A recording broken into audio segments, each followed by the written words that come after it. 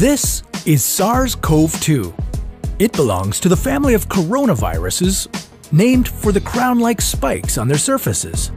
SARS-CoV-2 can cause COVID-19, a contagious viral infection that attacks primarily your throat and lungs. What actually happens in your body when you contract the coronavirus? What exactly causes your body to develop pneumonia? And how would a vaccine work? The coronavirus must infect living cells in order to reproduce. Let's have a closer look. Inside the virus, genetic material contains the information to make more copies of itself.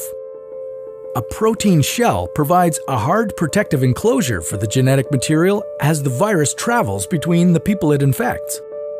An outer envelope allows the virus to infect cells by merging with the cell's outer membrane. Projecting from the envelope are spikes of protein molecules. Both a typical influenza virus and the new coronavirus use their spikes like a key to get inside a cell in your body, where it takes over the cell's internal machinery, repurposing it to build the components of new viruses. When an infected person talks, coughs, or sneezes, droplets carrying the virus may land in your mouth or nose and then move into your lungs. Once inside your body, the virus comes in contact with cells in your throat, nose, or lungs. One spike on the virus inserts into a receptor molecule on your healthy cell membrane like a key in a lock. This action allows the virus to get inside your cell. A typical flu virus would travel inside a sac made from your cell membrane to your cell's nucleus that houses all its genetic material. The coronavirus, on the other hand, doesn't need to enter the host cell nucleus. It can directly access parts of the host cell called ribosomes. Ribosomes use genetic information from the virus to make viral proteins, such as the spikes on the virus's surface. A packaging structure in your cell then carries the spikes in vesicles which merge with your cell's outer layer, the cell membrane. All the parts needed to create a new virus gather just beneath your cell's membrane.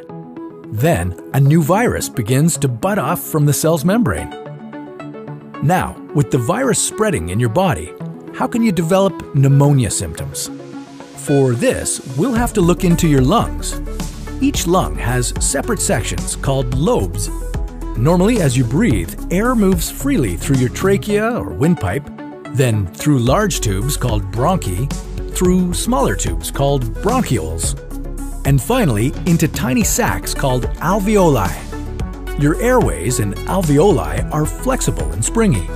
When you breathe in, each air sac inflates like a small balloon. And when you exhale, the sacs deflate. Small blood vessels called capillaries surround your alveoli. Oxygen from the air you breathe passes into your capillaries, and then carbon dioxide from your body passes out of your capillaries into your alveoli so that your lungs can get rid of it when you exhale. Your airways catch most germs in the mucus that lines your trachea, bronchi, and bronchioles. In a healthy body, hair-like cilia lining the tubes constantly push the mucus and germs out of your airways, where you might expel them by coughing. Normally, cells of your immune system attack viruses and germs that make it past your mucus and cilia and enter your alveoli. However, if your immune system is weakened, like in the case of a coronavirus infection, the virus can overwhelm your immune cells, and your bronchioles and alveoli become inflamed as your immune system attacks the multiplying viruses. The inflammation can cause your alveoli to fill with fluid, making it difficult for your body to get the oxygen it needs.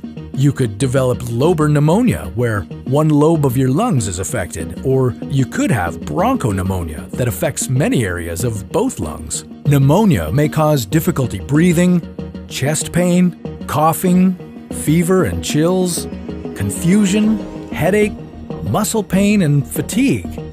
It can also lead to more serious complications. Respiratory failure occurs when your breathing becomes so difficult that you need a machine called a ventilator to help you breathe. These are the machines that save lives and that medical device companies currently ramp up production for. Whether you would develop these symptoms depends on a lot of factors, such as your age and whether you already have an existing condition. While this all sounds scary, the push to develop a coronavirus vaccine is moving at high speed. Studies of other coronaviruses led most researchers to assume that people who have recovered from a SARS-CoV-2 infection could be protected from reinfection for a period of time. But that assumption needs to be backed by empirical evidence, and some studies suggest otherwise.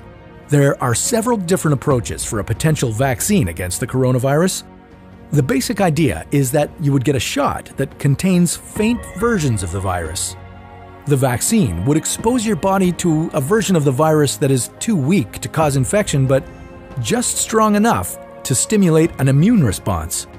Within a few weeks, cells in your immune system would make markers called antibodies, which would be specific for only the coronavirus, or specifically its spike protein. Antibodies then attach to the virus and prevent it from attaching to your cells.